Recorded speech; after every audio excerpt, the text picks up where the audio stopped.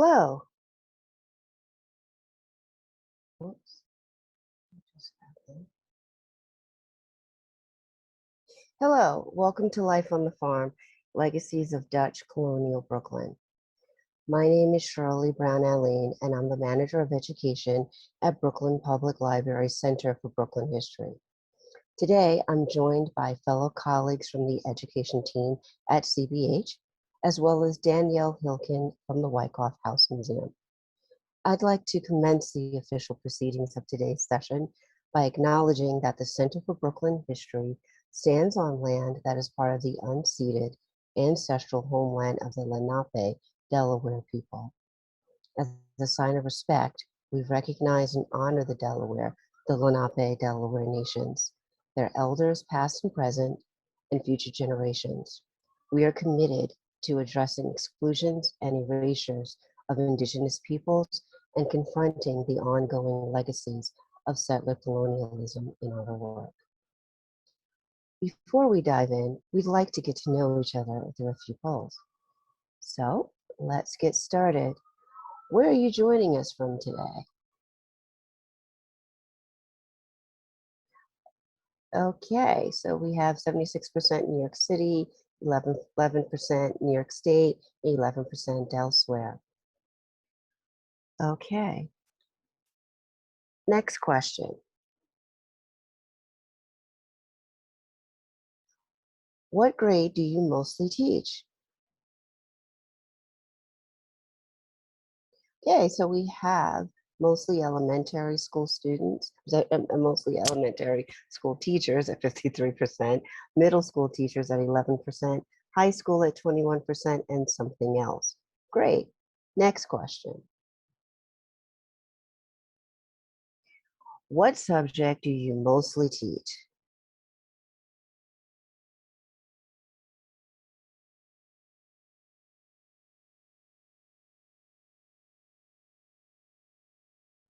Wow, we have 39% at something else, with 34% at social studies, ELA at 21%, and librarians at 5%. All of them are actually my personal favorites, but next question. In your current instruction work, are you teaching mostly online, mostly in person, or a mix of both?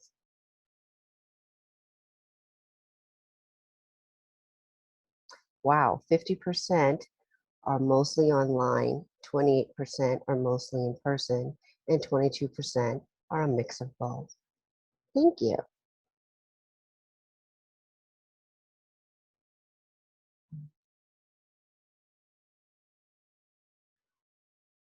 Okay, so thank you for all of your participation today. The objectives of our session today are to understand the lasting legacies of Dutch colonial Brooklyn by gaining content knowledge about colonial family life, slavery, and power, and to hone primary source analysis skills that translate into classroom activities so students can think critically, construct meaning, and analyze information from a variety of sources. Participants who successfully complete the session will be able to submit their information for 1.5 CTLE credits upon completing the evaluation survey at the end of today's session. Our agenda is on screen for you, and it's also in the electronic booklet that we've shared in the chat. We'll be sharing supplemental materials for today's lessons through links in the chat. We'll also send these to you via email in the follow-up. Before we get started, I'd like to share some housekeeping instructions and review the code of conduct for today's sessions. You'll notice that we've muted all participants in order to prevent unintentional audio feedback and disruptions during the program. Therefore, we strongly encourage you to use Zoom's chat feature to share your ideas, comments, and questions. Staff will closely monitor the chat and be on hand to provide technical assistance, offer clarification, and/or respond to concerns.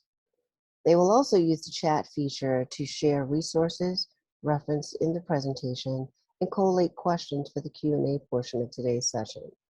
You can assess the chat feature by clicking on the chat icon on the bottom of your window.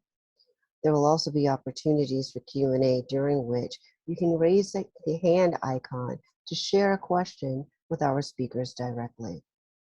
If you haven't done so already, please add your name and pronouns to your profile. You can do this by clicking on the participant's icon at the bottom of the window. Find and hover over your name in the participants list on the right side of the Zoom window. Click More and then Rename from the options provided. You can now edit your name and add your pronouns. For instance, they, them, she, her, or he, him. We are committed to ensuring all our events, activities, and materials are accessible to all individuals, including individuals with disabilities. Therefore, captioning is available during today's session and can be enabled by clicking on the CC closed caption icon on the bottom of your window.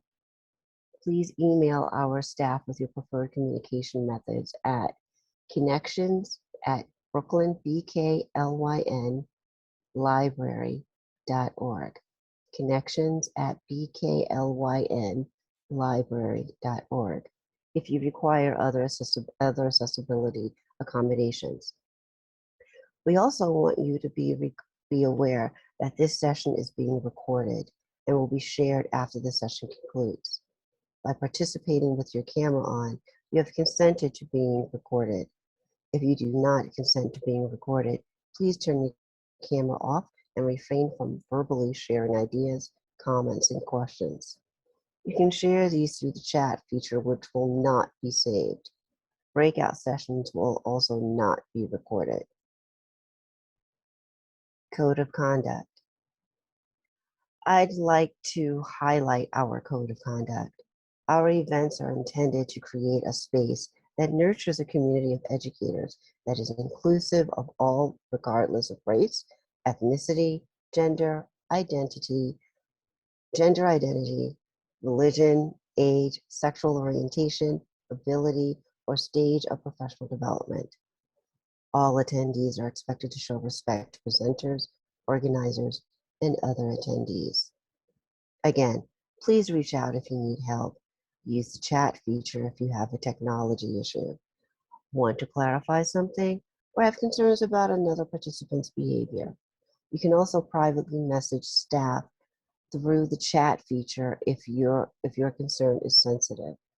Find us by looking the word co-host beside our name in the participant list. We're now going to get started. And so I'd like to turn things over to Jen Hoyer, who will guide us through an icebreaker activity. Hi, everyone. It's great to have you with us today. I am going to go ahead and share my screen because we are going to just take a look at an icebreaker question.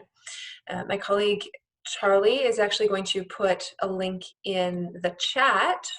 If you click on that link, you'll be able to input your response to this question, and it's going to show up here as a word cloud.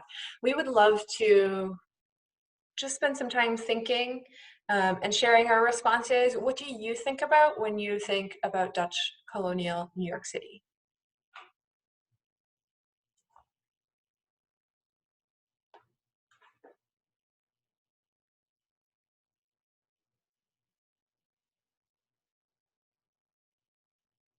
I see some words showing up already. Ooh. It's so colorful. I love it.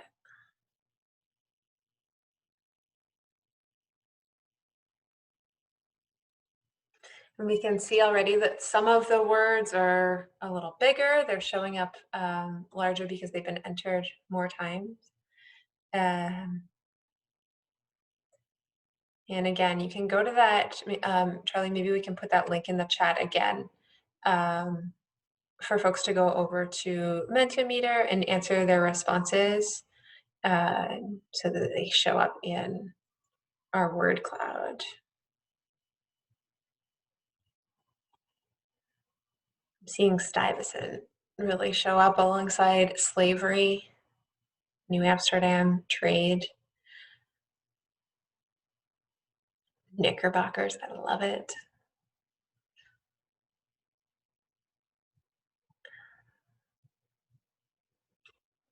Wow, still got replies coming in. Amazing.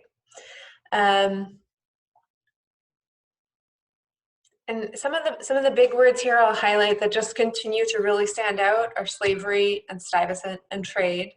But there's so many other interesting words in kind of in the background: hard work, invasion, agriculture, misconceptions, farmers, multicultural and intolerant, open land, farming.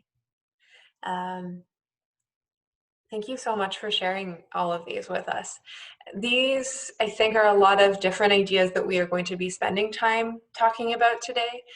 I think we've already hit on some of the things that we hope to focus on. So I want to thank you for participating in this, and I am actually going to pass things over now to Danielle Hilken. Danielle is the Director of Education and Outreach at the Wyckoff House Museum. She studied history at CUNY Queens College and has worked in education and public programming at several historic house museums throughout New York City over the last decade. Danielle's passionate about bringing history to life in meaningful ways by strengthening the bond between community and historic spaces in order to make them accessible to all visitors. So Danielle, it's fantastic to have you with us today. Thank you so much. Let me just queue up my share here.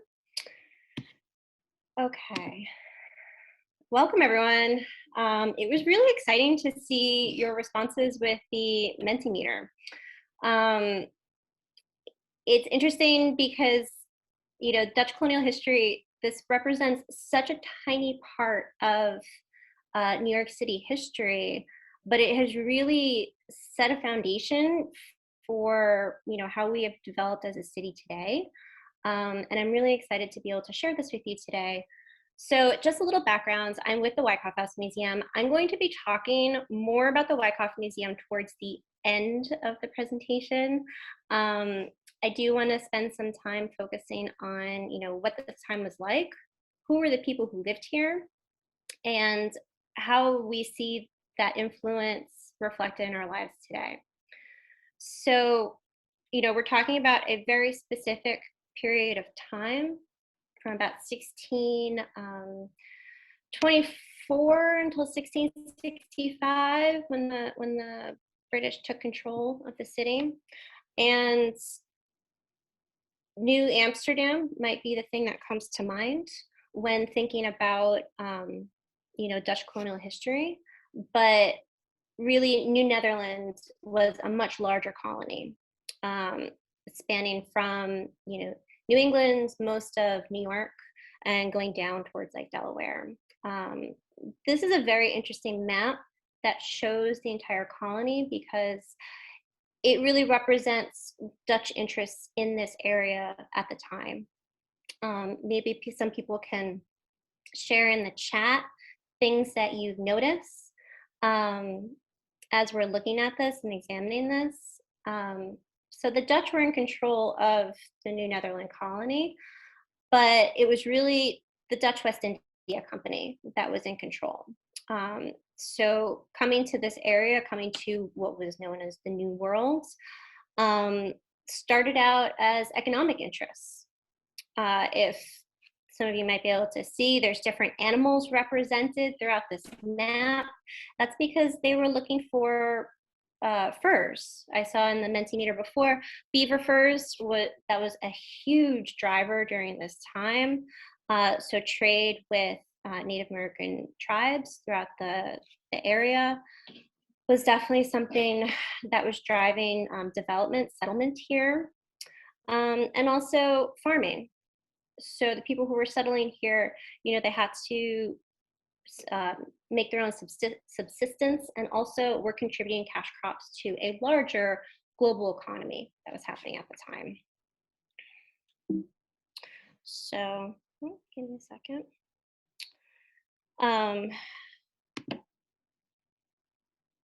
So when Amsterdam was settled, that wasn't the only area in what we now know as New York City that where people were living.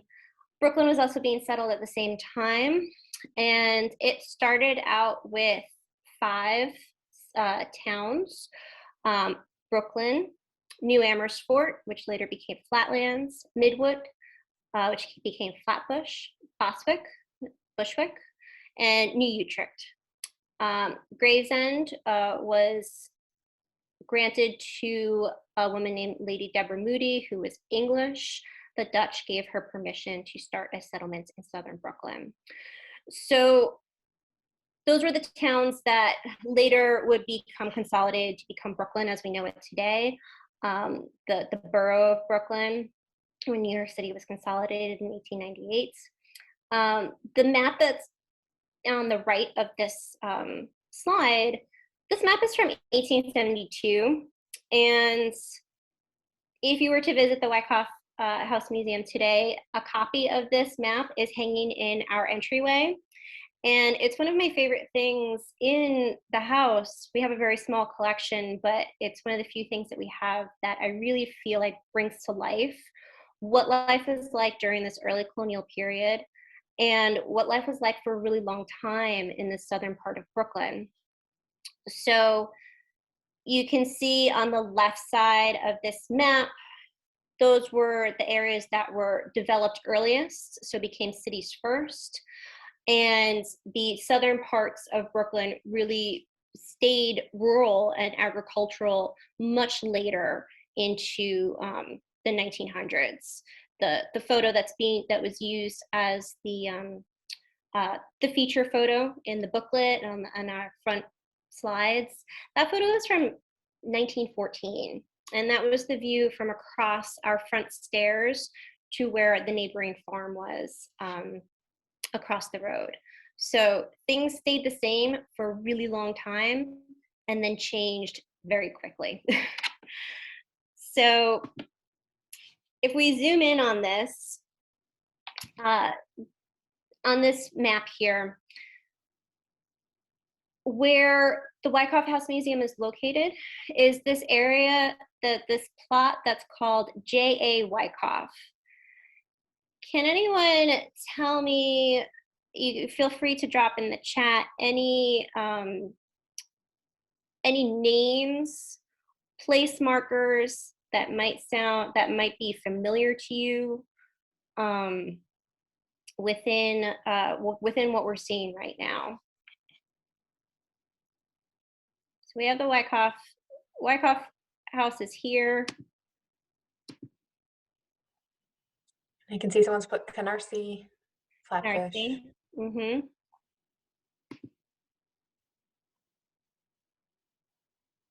Clarendon. Clarendon Road.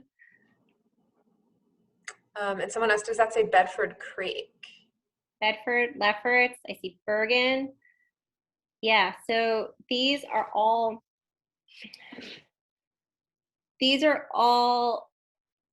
farm families that lived here. And most of these families were from the earliest parts of Dutch colonial times. So at the time when the Dutch West India Company came in and they started settling this area, the primary motivation was economic. They wanted furs, they wanted to trade, but people had to make a living, they had to eat. And again, they were contributing these crops, these cash crops, to this wider global economy. And then things shifted. As New Amsterdam became more populated, people weren't able to grow their own crops there. There just wasn't enough room. They shifted to this part of Brooklyn to grow those crops and then, ferry them back over to Manhattan. So this area stayed agricultural and rural for a really long time. And So already we're starting to see these familiar place names, these familiar people names. Lefferts, if you see like the green blob that's on the left side of the screen, that's Prospect Park.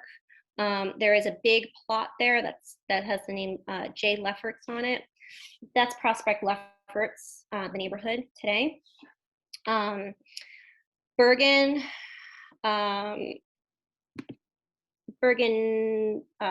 what is it? Bergen Islands, that's over there. That kind of stippled area that's towards the right of the map, that was marshlands. So today that's all been filled in. But it's really, it gave the people who lived here access to water that we don't currently have today. Even the name Brooklyn meant broken lands or marshy lands. Some of the legacy that we see in these names that are left over are people names. They're also English versions of these Dutch names that have been taken into new meaning. So a lot of this Flatbush, Flatlands area stayed agricultural for a really long time. This J.A. Wyckoff, again, that was the site of the Wyckoff House Museum. They're across the street from a lot house. There's also other Wyckoff and lots that are across from each other in multiple places in this map. So not only were the same people living on this land for a really long time, but they were spreading out. So these families, if you look at something like the 1698 New York City census, there's like double the amount of children in these towns than there are adults. And so people needed large families to help them, and they grew and they stayed here for a really long time.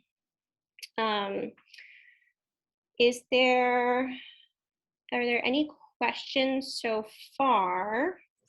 Yeah, we had a question, let me just pull it back up, about on the previous map, the name New Belgica, and wondering if Belgium got into the mix in all of this. I don't know if you know anything about that. So I don't specifically know about that. However, one of the things which I believe I saw in the Mentimeter in the beginning was that New York was always multicultural. And relatively speaking, excepting for the time period. I would say more so than the New England colonies, for sure. They were relatively tolerant of other groups coming in, and it was fairly mixed to begin with. So I know there was a lot of French Huguenots who lived here.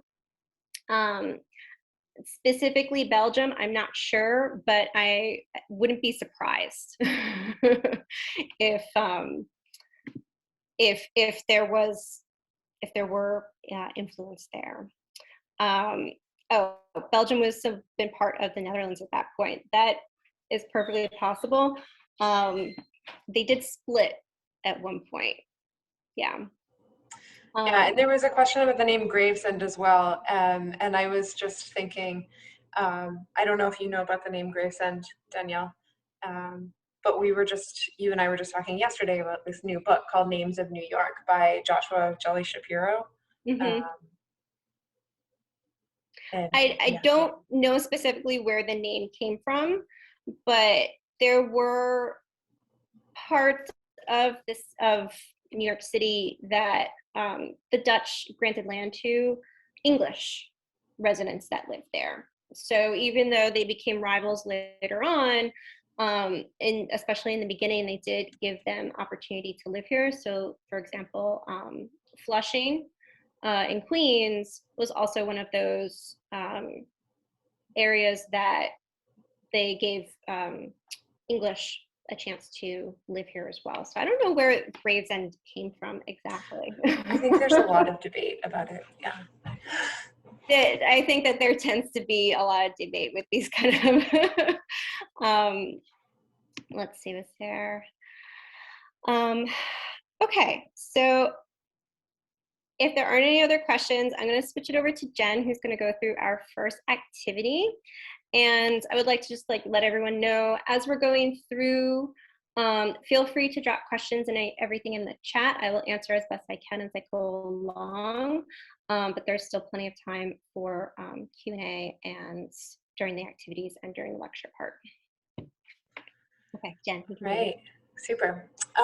So we wanted to spend a lot of time looking at different sources today that help us think about and kind of re-examine the narratives we know about early colonial Brooklyn. So I'm going to share my screen. We're going to spend a little bit of time analyzing a source together, and my colleague Charlie is going to, again, put in the chat a link to get over to this Jamboard. If you don't use Jamboard with your students, we also like to spend time in our professional development workshops exploring different tools that we might use in the classroom. And so when you get over on the link to this Jamboard, I can see several of you have already hopped on. Let's leave the image where it was. You'll see an image here. Oh, sorry, I can see someone's moving my image around, and we'd love to just leave it. And we would love to just get some observations about this image. And the way that you can do that on Jamboard is by adding a Post-it note. So you can see over on the left-hand side, there's a couple of little options, and you can click on this one that's a little square. It says sticky note when you hover over it, and write down something that you observe. So for example, if I look closely at this, I see, it looks on the left like there is a flagpole with a flag. I see already some folks have started adding sticky notes. I love it. So I'm going to add flagpole with flag. I can even change the color of my sticky note if I want. I'll save it. And then, amazing. I love all the observations showing up on here. I'm going to drag some of these sticky notes around. It's fantastic. Let's try not to resize the image. There we go. And so it looks like a sketch of a village with houses and a church as the center. It's very crowded. There's closely built structures. It's kind of like very crowded. I love it. There's a fence around this village. Again, we have fenced in at the bottom.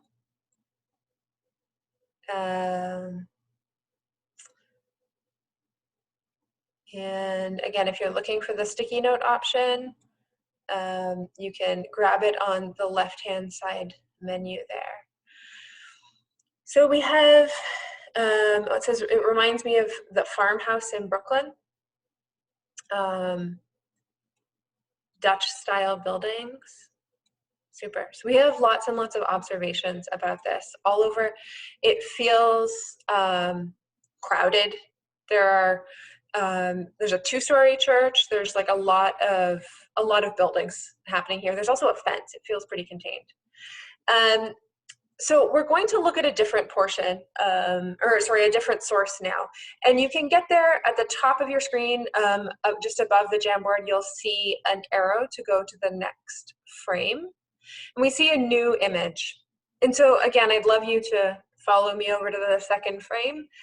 And looking at this image, add some Post-it notes of what kinds of things you see here. Again, you can come on. We see dense housing, neatly organized rows of houses.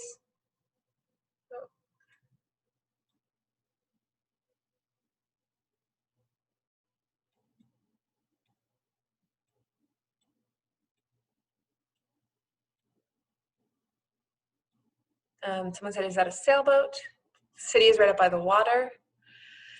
Is that a canal? It's closer to the water. Is it a canal separating land in the foreground or background? It's similarly a hand-sketched harbor town. Tells us that shipping was important to this village or city. Great observations. And some inferences there to go with it. Boats, love it. I can only imagine what that smelled like, for real. We see a seawall.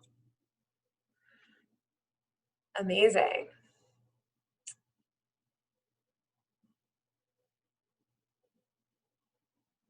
All right. Now let's go through to the third frame. Again, you can use the arrows at the top of your screen. We have a new source now. And let's add some post-its for what we see in this source.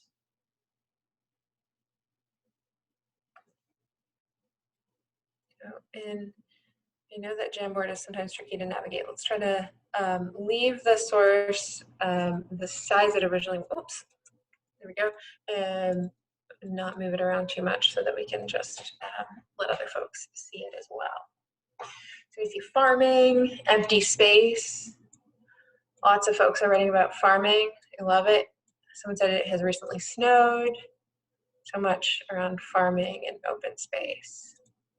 Yeah. Oh. Houses in the distance. Structural piles on the left. Great. I love all these comments. And then what I'm actually going to do, I'll just stop sharing for a moment, and we're going to take a look. I'm just going to pull the whole entire source up to share. And see what happens to our perspective here. Let me share my screen. So now we're actually looking at the whole big picture. And suddenly we can see the first thing we looked at is over here on the left. And then the next portion that we looked at is kind of around the middle. And the final portion we looked at is way over here on the right, but it is one entire source. And so I would like to invite you to share in the chat. I'll put the sentence stem that I like using. I used to think, ... but now I think. So we looked at 3 sources initially, and we had a lot of ideas of what they were what we were seeing. But now that you can see it all together, how has your opinion of this changed? How has your perspective on this source changed? Feel free to put that in the chat. Someone said, now I think it's a complex economy. Oh.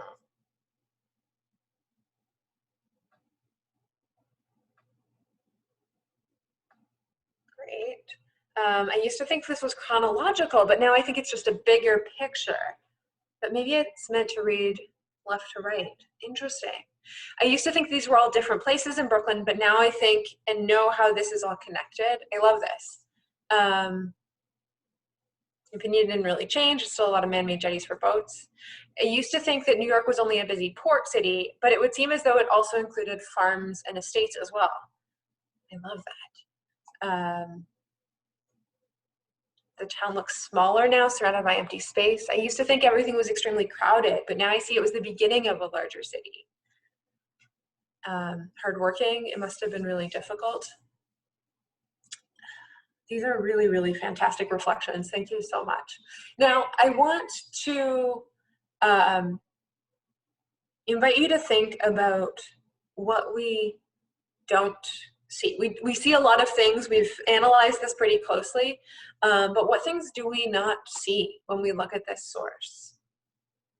And Rich, I see your question about what the source is. We will get there in just a minute, don't worry. There's no people here. Yeah, thank you, Brian. That's what stuck out to me too. It must be 3 a.m. I don't know. I think even like in an early colonial town, there would be people who were hard at work at 3 a.m., especially if they're getting up to go fishing. And there's no farm animals. Totally. No people, no animals. We don't see the people, yeah, responsible for building, managing, and living here. No castles or government buildings. Is it supposed to represent a mapping of the city? Yeah, these are really, really great questions. So the thing that really stood out to me as well is the lack of people. And I think so often when we look at historic sources, either we don't see the people or we only see some of the people. And we want to spend a lot of time today thinking about the people that made this Dutch colony happen, the labor that went into it, not just the labor of men who came over and built houses, but the labor of women, the labor of enslaved Africans, of enslaved indigenous people. Brian, I love that you're giving them the benefit of the doubt. Maybe the artist knew that drawing humans was a weak part in their skill set. Who knows? This source is also included in the booklet for this workshop. And just click the back button in my browser. This is a drawing by Jasper Denkerts in the possession of the Long Island Historical Society, now Brooklyn Historical Society, which was merged with the library to now be us, the Center for Brooklyn History. So this was New York from Brooklyn Heights in 1679. And you can access this online. You can actually read an entire transcription of the Journal of Jasper Denkerts. And then there's a link to this really fantastic source. So we've included that in the workbook for this workshop, because we think that it's a really fascinating source to scrutinize and to think about what it does tell us about history that we might not have realized. I love all of the really interesting realizations we came to about the city and its evolution just by looking at this source. But I think we can also work with our students to scrutinize what parts of history we don't see in this source, and how sometimes really old, important sources don't actually tell us everything. So that being said, I'm going to pass things back over to Danielle now. Thanks, Jen. Let me share my screen again. So I think that is excellent segue, because, so we're seeing a lot of names, a lot of families that lived here, and these all correlate to, a tie back to this time.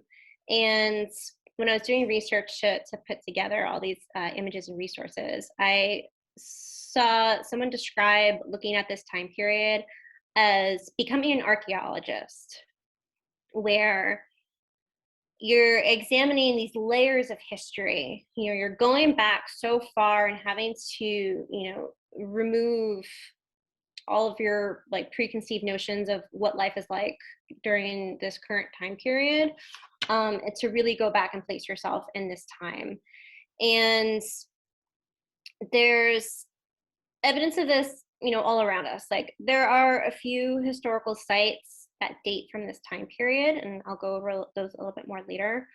But there's physical reminders everywhere, in street names, in train station names, in neighborhood names. Before seeing where that Lefferts farm was, directly became what we know as Prospect Lefferts neighborhood today. I saw in the chat before a lot of people saying Bergen, the Bergen Street train station, and Bergen Street itself. Even Wyckoff, there were many Wyckoffs, not just here in Brooklyn. They spread out all throughout the country.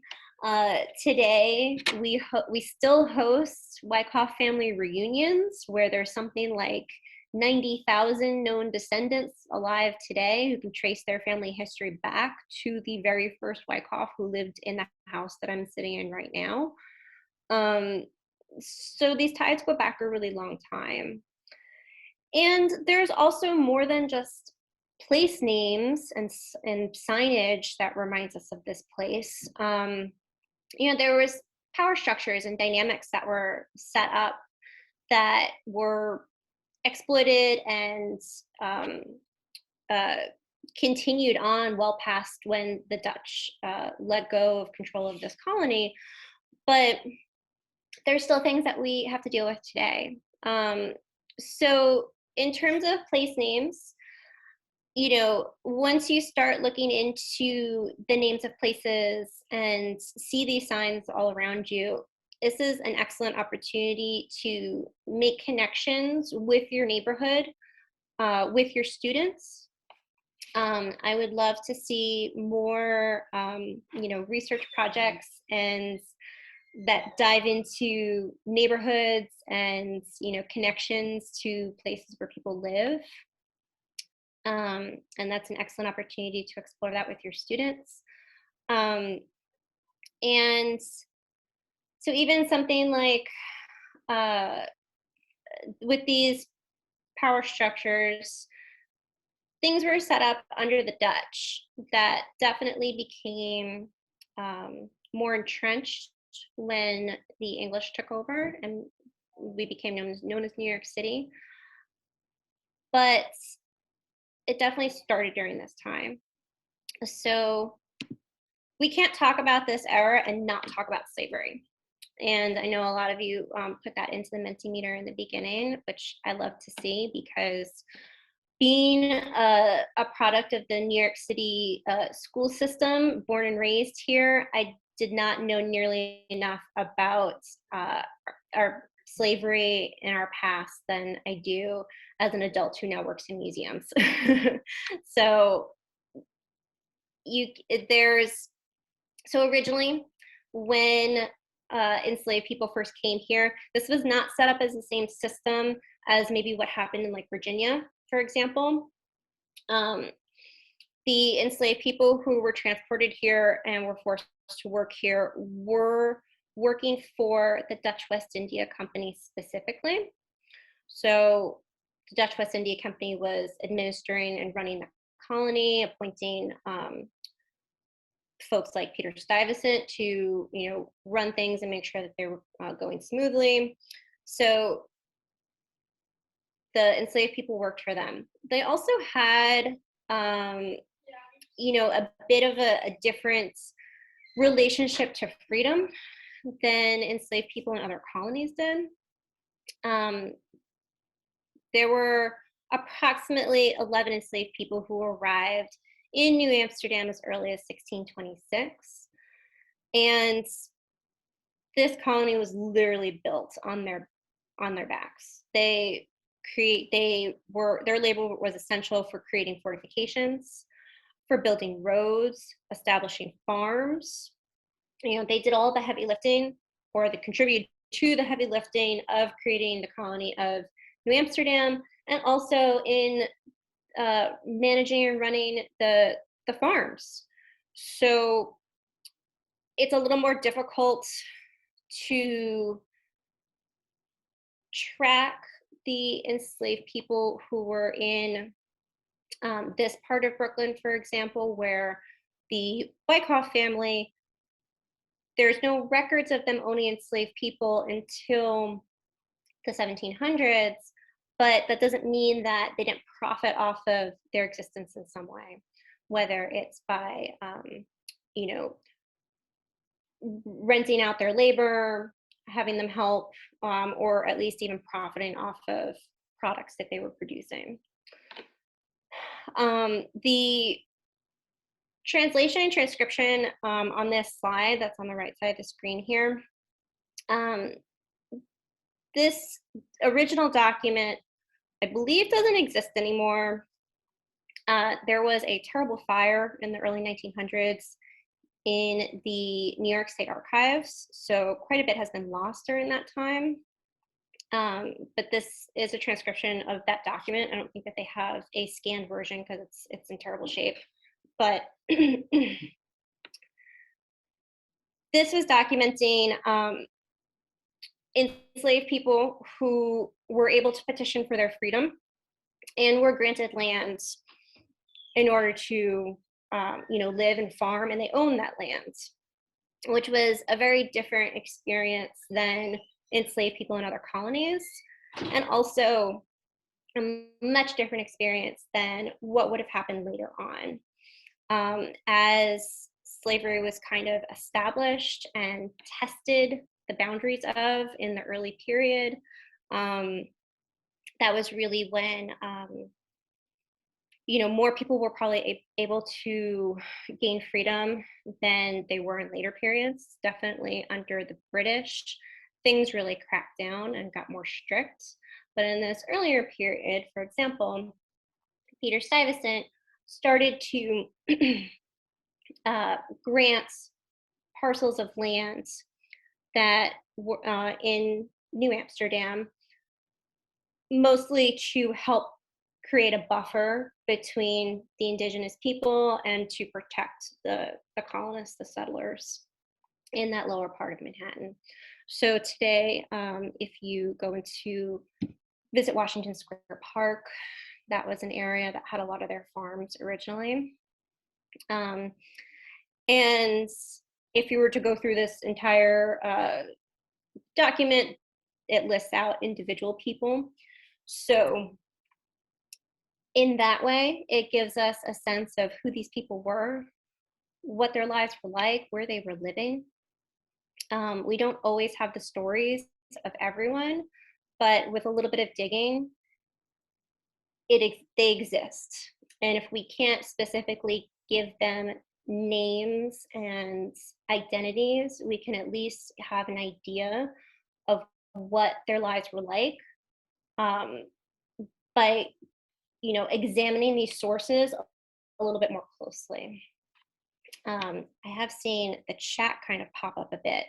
Are there any questions or anything? Yeah, there were some great questions. Again, I don't expect you to be the expert on all of these things, but you mentioned that the Dutch West India Company owned the enslaved Africans. So were settlers renting labor from the Dutch West India Company? Do you know how that was negotiated? So I know at a certain point, so in the beginning, I think everything went through the Dutch West India Company. Towards the end, there was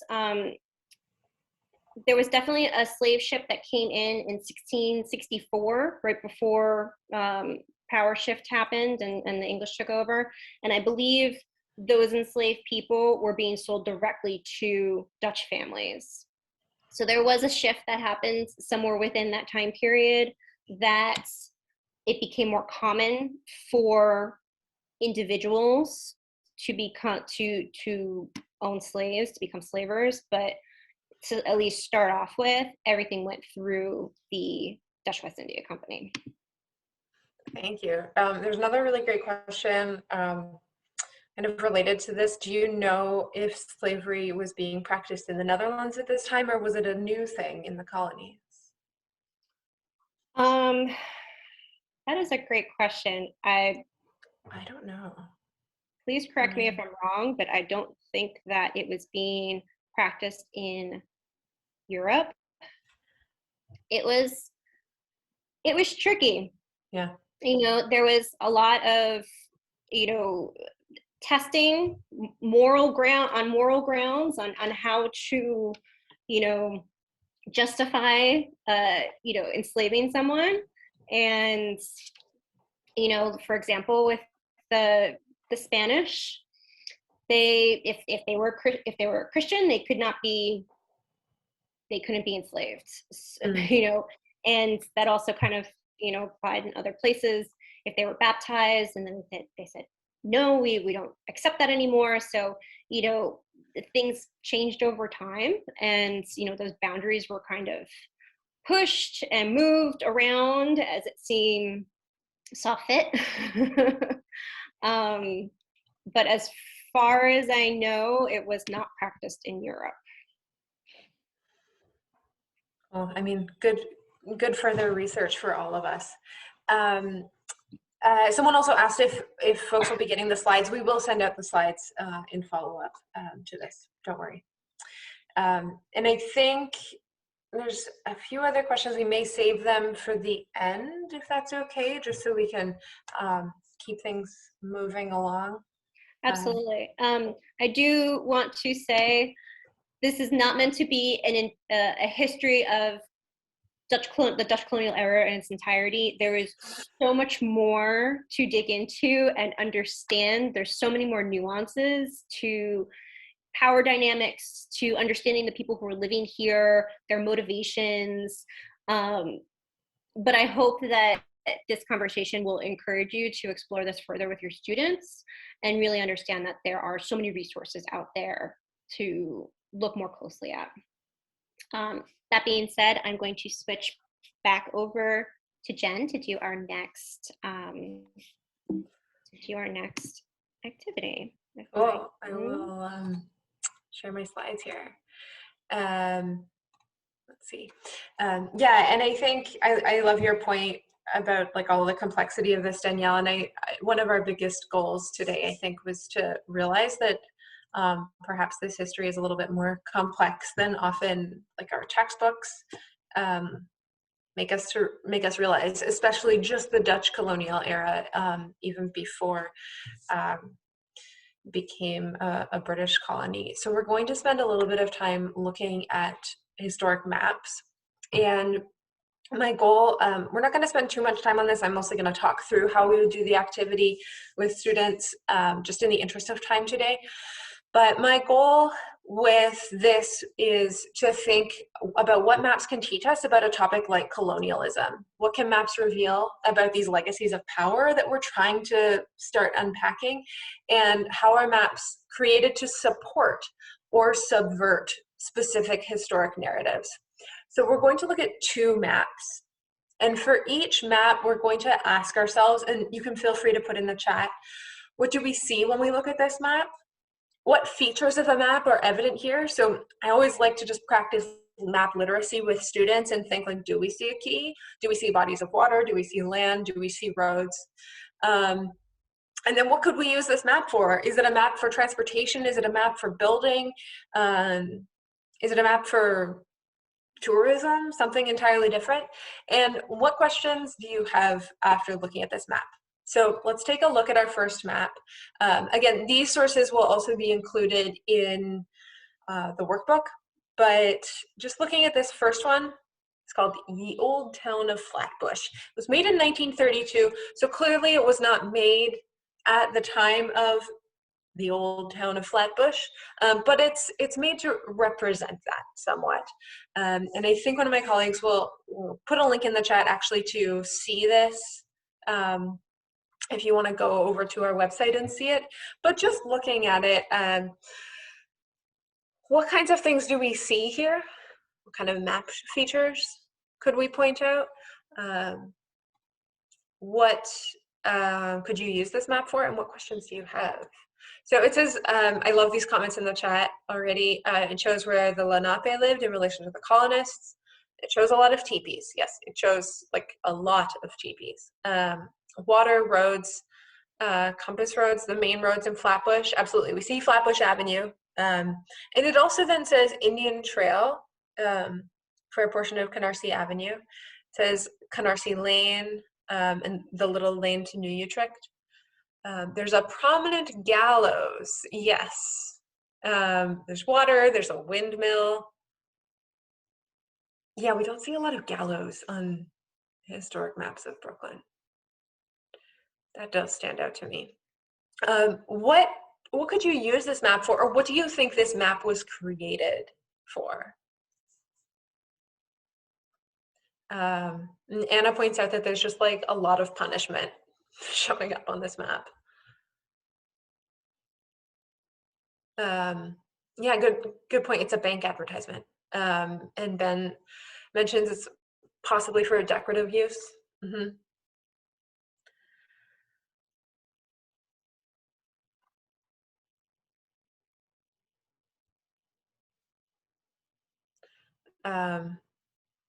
Good point, Brian. It was made during the Great Depression. And maybe that gallows reminds people that things were darker once. There's a barn. Maybe it was made to frighten the populace into being law-abiding. Could you use this map for historic information about the place?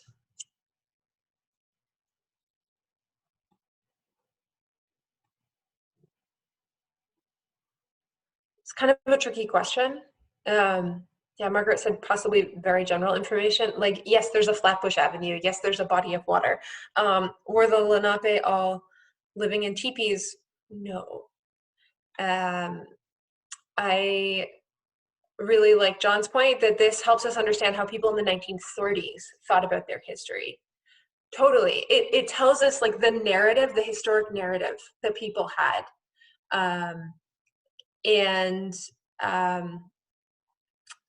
There's some structures that reflect Dutch society, like the windmill, the barns.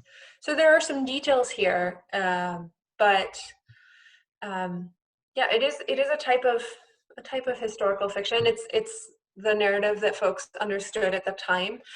This is a great source for having a conversation about how history changes. What we know about history and the way we tell history really changes over time. So next we're going to look at a map that was created in 2021. This was created last month by a group called Colonial Atlas. And so again, let's think about what we see when we look at this map. What features of a map are evident here, what you could use this for, and what questions you have after you look at this. We see population density. I think, I'm not actually certain that the red areas are population density. I believe that those are covering neighborhoods that are named for former slave owners. So yeah, those concentrations that Marie pointed out. And John mentions we see a general outline of the boroughs. Yeah, so we're seeing all the boroughs now. Any other things that we see here? The words trafficking versus enslaving. A really good point. So it says Peter Stuyvesant trafficked, the Bergen family enslaved. And Martina points out that this is really pointing out the prevalence of honoring slave owners in 2021. And Erica asks why we continue to commemorate the names of enslavers. These are really, really great questions. So what kinds of things could we use this map for?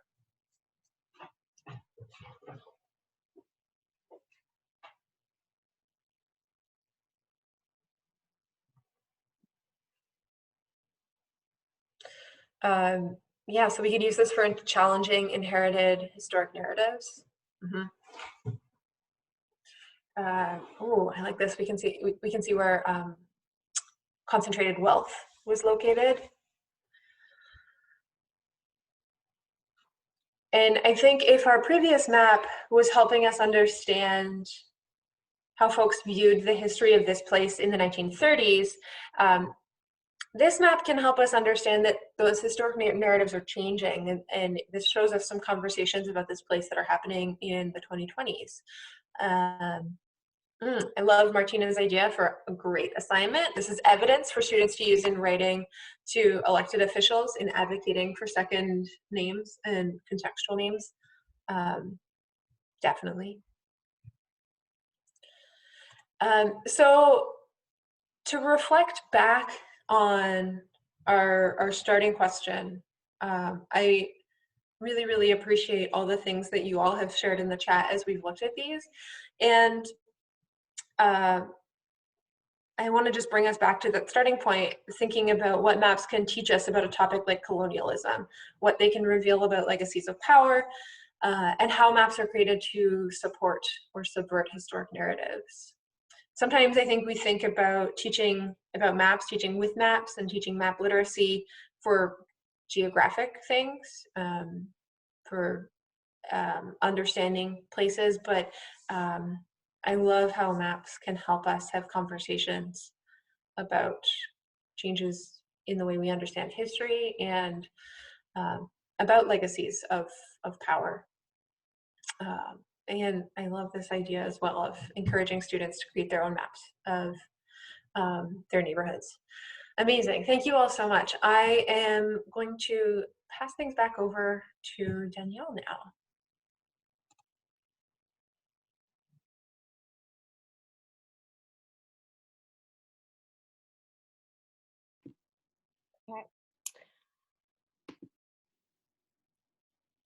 That that map really helped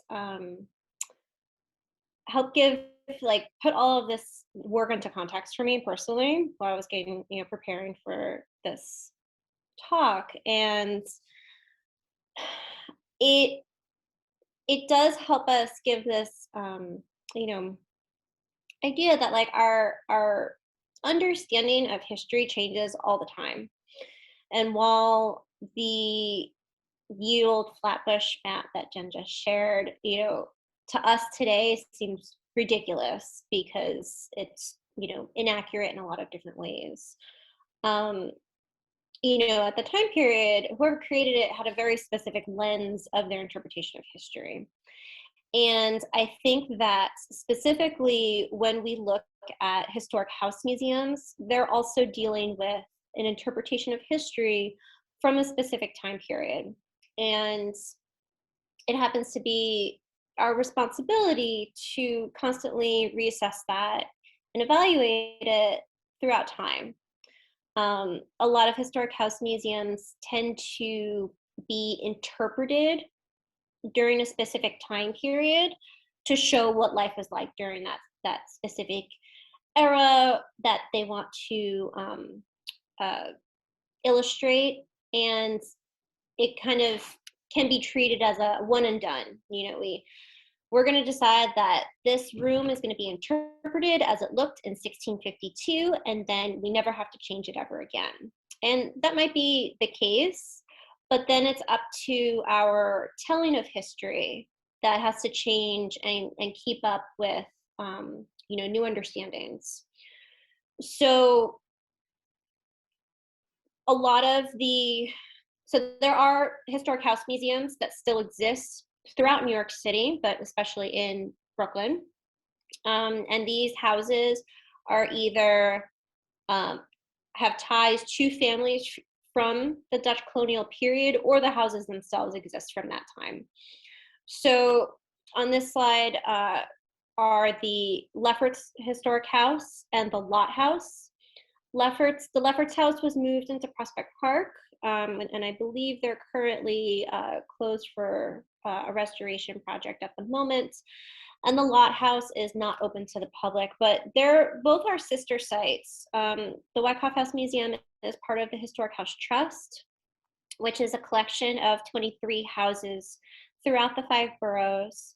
And we're all on New York City parkland. So it means there's a public-private partnership in how the house is owned and operated.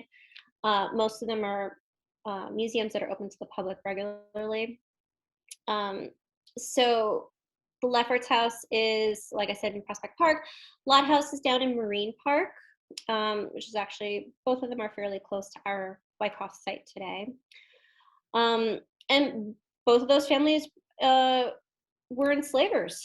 They owned slaves at certain periods of time. Lefferts House actually, the Center for Brooklyn History has their family papers, and it's well documented that they enslaved people early on and did for quite a long period of time. In the last map that we saw, there was, concentrations of where these places were being named. And I think that might have had a direct correlation to how many people were living there at certain times. There was definitely a lot more of that red in the northern parts of the map.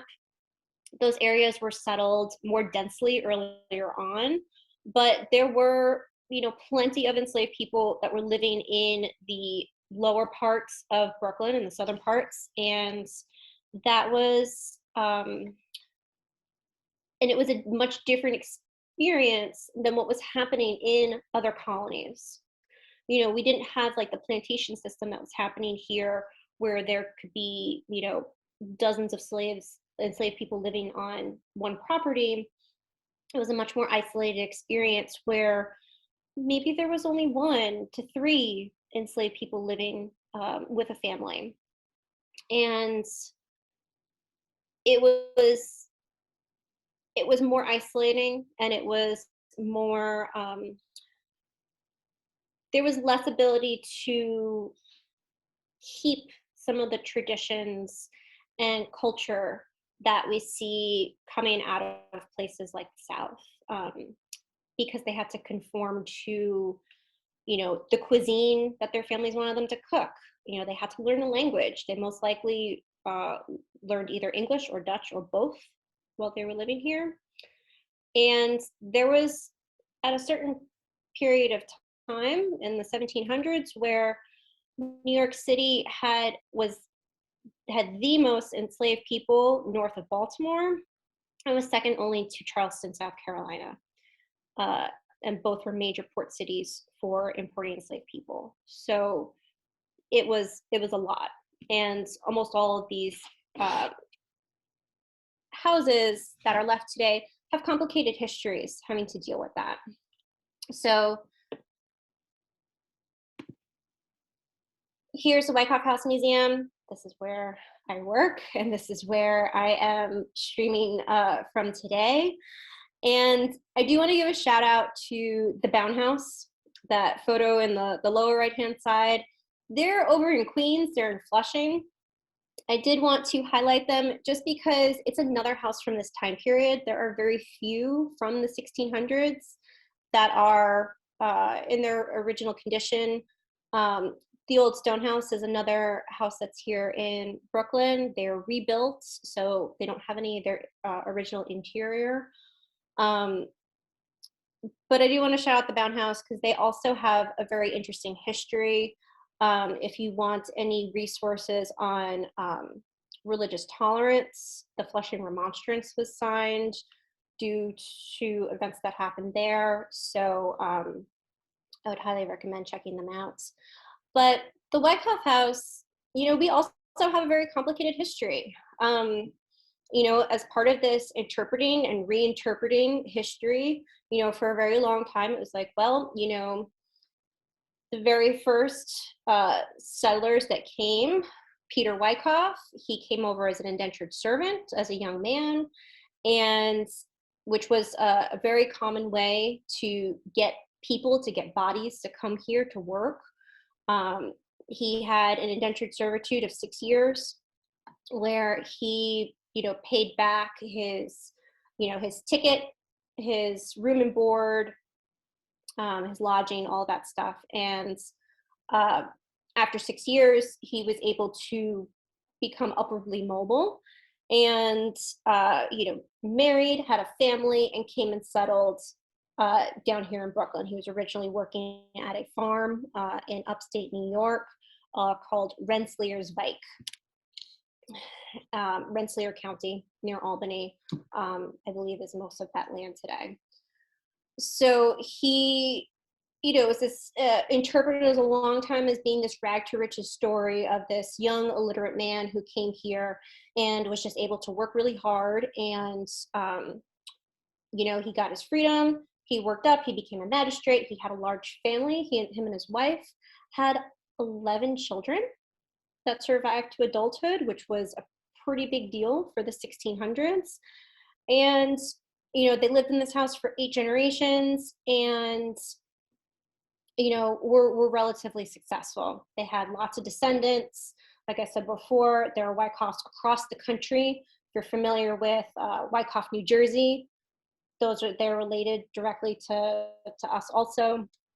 And it seems like it's a pretty cut and dry story. Well, it's more complicated than that because yes, they didn't own slaves until, the 1700s, but it doesn't mean that they didn't profit off of it. It doesn't mean that, there weren't instances where, the goods that they were buying weren't coming through, just ways that enslaved people were producing it or, something along those lines. So it's not just that he was very smart or very lucky to be able to have survived and succeeded during this time. A lot of people came here for similar reasons. And a lot of these houses these represent these families kind of have similar stories. They weren't good people, they weren't bad people, they were just people who came here for a new life. And that being said, I've also spent a lot of time talking about men during today. And that doesn't mean that there aren't stories of women from this time period. There are quite a few. There are there's plenty of resources out there. I saw in the chat before somebody mentioned Black Gotham. They're an excellent resource for not only enslaved people, but women's stories as well. But that being said, there are ways that you can look a little bit deeper at some of this history and some of this interpretation to get a better idea of what their lives were like. So I'm actually going to stop sharing my screen for a second because I'm going to show you some objects. So these are objects that are at the Wyckoff House Museum and things that we show all the time to visitors, to students. And when you so on the surface level, they are, they're objects, they're chores that would have been done. It was how life would have been lived here. But just peeling that back, if we keep with the archaeological metaphor for a second, taking back one of those layers to say, but who is doing this work? And that's something that I really would love to invite you to do with your students, is just ask who is completing these tasks. And a lot of how historic house museums are interpreted is in this daily life. What was daily life like? And at Wyckoff, specifically in the room that I'm sitting in right now, this is the old kitchen. And the old kitchen is interpreted as it would have been in 1652. And during that time, there's very little settlements around. And, the families pretty much, they have to be self-sufficient. They have 11 children to feed. So that was not a small task, especially in the time before electricity, refrigeration, proper, any of the ways that we would preserve our food, keep warm, all that stuff that we do today just did not exist then. So a lot of what we show are chores such as textile making and food preparation and food preservation.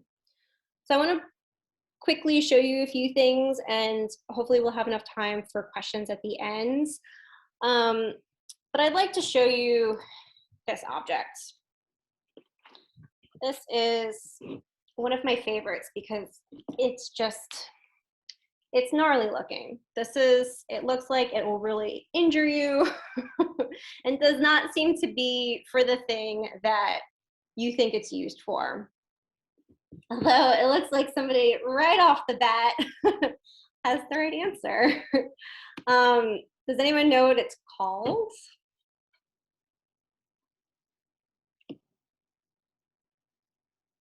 So this is for working with flax. We're 100% right. This is, no, not a boot scraper. I'm gonna keep it down because it is heavy. So there are many versions I've seen out there of this type of brush. It comes in a lot of different shapes and sizes. But this is called a hackle or a hatchel. I've seen it spelled both ways, where this is specifically for working with flax, which is a type of crop that would have been grown here at the Wyckoff farm. And if you can see inside this brush, there's actually a lot of fibers that are in there.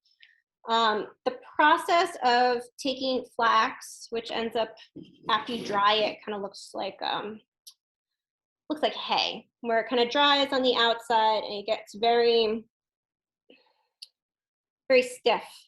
The process of taking this and turning it into something that can be, woven into thread is very time consuming.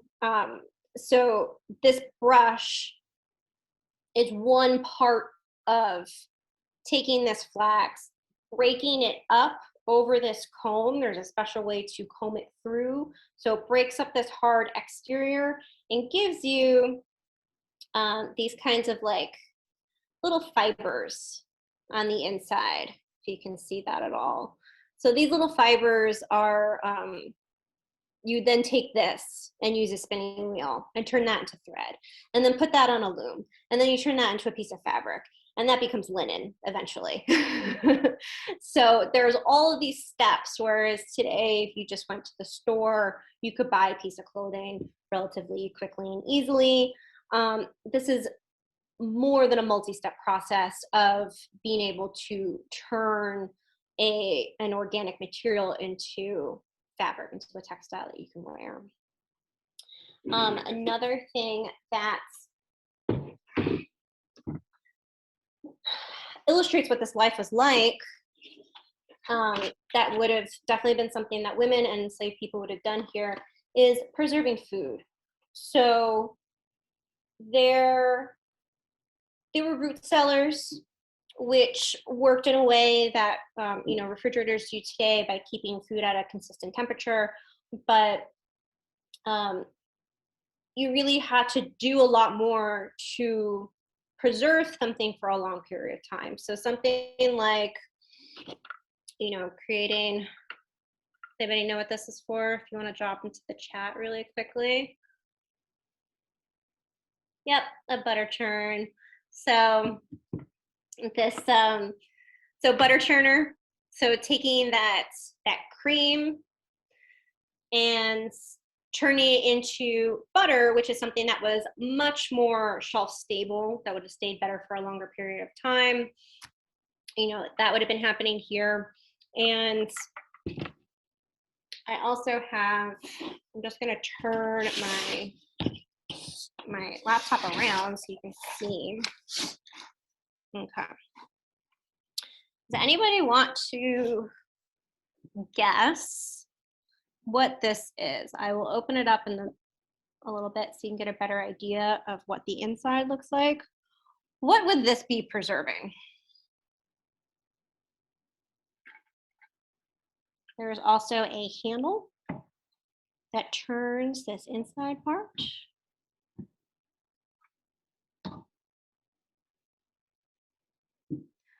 A meat grinder, excellent.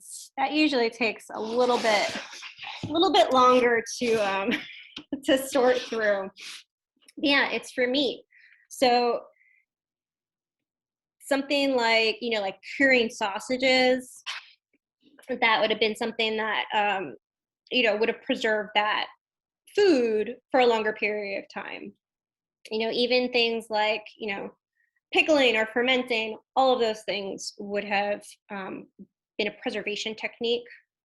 And all of those things would have gone into what, all that domestic work that women and enslaved people had to do. So it's just kind of just looking more closely at what jobs these objects tell us gives us a better idea of what this life was like and who's doing these tasks. I believe we have some time for questions. Yeah, we do. Awesome. And there was one question in the chat while you were talking through the historic houses. Someone asked about the Underdog House on Flushing Ave and noted how striking it is to see it between the factories there. Do you know about the Underdog House? So I didn't specifically mention the Underdog House because they're also technically in Queens, and they are not part of the Historic House Trust, which is the group network of houses that Wyckoff is part of. Not that that's any better or worse or anything like that. So they are privately owned and operated. I don't have like an in-depth knowledge of their history, only that they also are another Dutch style house. I believe the architectural style is called a salt box, if that's something that is interesting to look up. So of a similar time period, they're not quite as old as Wyckoff is. That's my cursory knowledge of the site. Thanks. Another question here, what was the #1 Dutch meal? So for example, if Stuyvesant invited a family over and wanted to impress them, what would he be cooking or serving? Oh, that's a great question.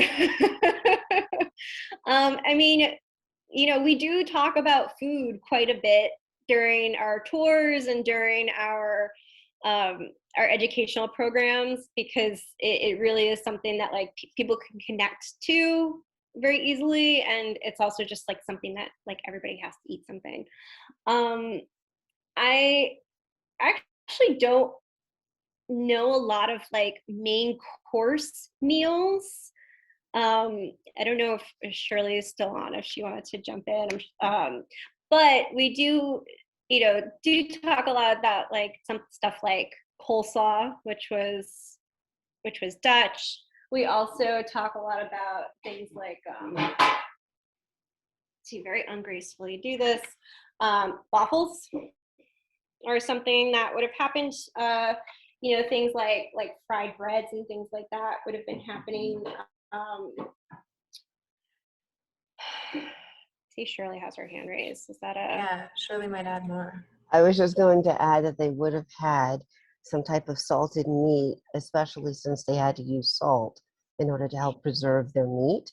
So most of the meat was probably way too salty for anybody's taste. And they would have also had some, I can't believe, hardtack, which is bread that is made without dairy or butter, so that it would actually be preserved. And in order to eat it, first you had to bang it, because unfortunately could get so old. You could have weevils, maggots, and worms living in it. I know your students would love that. And then you can also dip it into something hot. And someone just put jerky in the chats, which is true. They would have had some type of jerky. Whatever they slaughtered, they probably would have cooked as quickly as possible. And they also would have smoked the meat to keep it fresh, and they would have done a variety of other things. So just to put that out there. And someone also put corn in the chat. I'm curious, Danielle, if you know anything about corn being grown in and around and eaten at Wyckoff. I have my own thoughts on Dutch immigrants eating corn, but I don't know. So, to our understanding, corn was grown here, and specifically, there was a Lenape blue corn that was grown in this area that we currently still grow here on site. So, to my understanding, corn, flax, and wheat were being grown here, especially in the early time period, in this Dutch time period that we're talking about, because they were participating in like this global trade. So grains were being grown here and then shipped especially over to Europe, because in the 1600s, like you can pick a year and there was some kind of war happening, which created a lot of disruption in farming and things like that. So the Dutch West India Company was looking here, to extract as many resources as possible. Furs were one, and farming was definitely another one. So one thing in particular, they were taking the corn, like they were drying it, and then taking the kernels off of the cob. So they had a lot of leftover corn cobs. And specifically, if you were to come here and visit in person, we have part of our wall in the old kitchen, in this oldest part from the 1600s, open, because you can see corn cobs that are lining the inside of the wall. They were used as insulation. So I can imagine that they were using the corn to also for their own consumption. I don't have specific recipes or anything left over though to confirm that. But it was definitely something that they were dealing with. So I can only imagine that they were also consuming it too. Mm-hmm. I know my family, like having come from the Netherlands much more recently, I like corn a lot, but I was always told very strictly that corn is for cows and not for people. And it was not served on the table in my father's house. So I'm interested to know, like, if that was regional, if it was more historically accurate as well. I don't know, but I am curious to know if they had cows around and who was getting all that corn. Anyway. These are really great questions. I want to leave us a little bit of time for our CTLE survey. Oh, but someone asked, and this would be a great thing for you to wrap up with, is the museum open for tours or reopening soon? Yes. So we currently are still closed for tours. We should be opening in the next month or two. We don't have a specific reopening date yet. We are waiting for our staff to become fully vaccinated before doing that.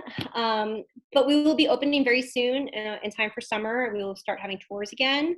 And as I see Charlie just dropped in the chat, we are hosting virtual programs. We just opened our books about a month ago, so we still have plenty of time to see your students before the end of the year. If you would like to check out our programs, please feel free to send me an email. I can drop my email in the chat before we sign off. But yes, we not open yet, but we'll be open very soon.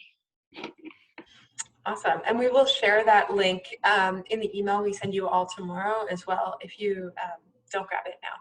But I'm just going to share my screen to wrap up with a few announcements.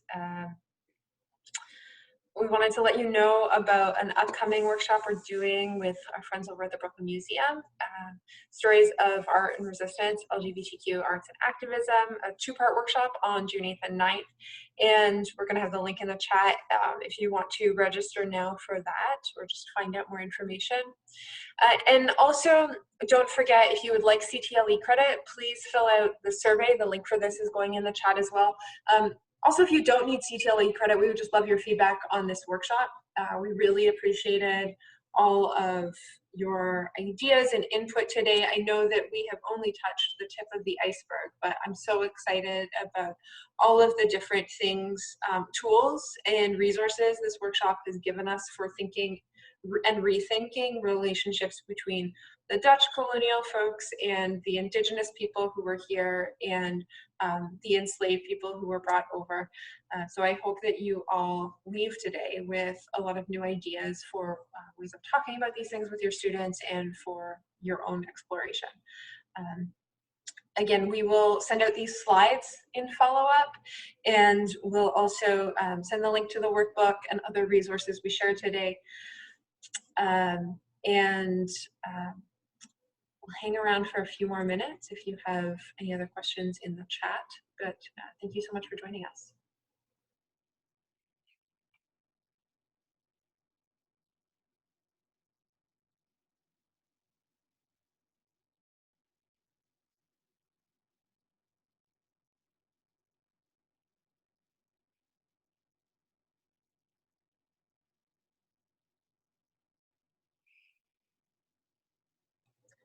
And if you've wrapped up that survey, if you don't have any other questions, feel free to go. We hope you enjoy your evening. And thanks so much for being here with us today.